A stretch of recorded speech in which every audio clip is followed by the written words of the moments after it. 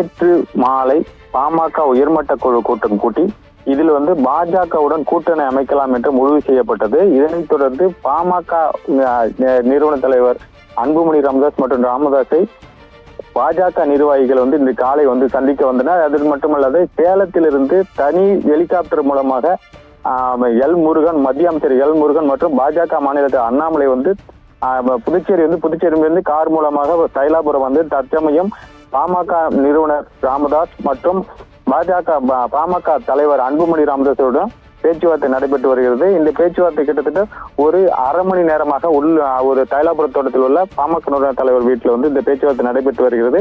இதில் புதுச்சேரி அதாவது 10 தொகுதிகள் பாஜகவுக்கு பாஜக பாமகவுக்கு சீட்டு கொடுக்குறாங்க. அது மட்டும் இல்லாத ராஜ்யசபா உறுப்பினர் ஒரு சீட்டு கொடுக்குறாங்க. தகவல் வெளியாயிருக்கிறது. இது சம்பந்தமான உடன்பாடு 7:30 மணிக்கு அளவில் கையெழுத்தாக இருக்கிறது. இன்னும் சற்று நேரத்தில் கையெழுத்தாக இருக்குது.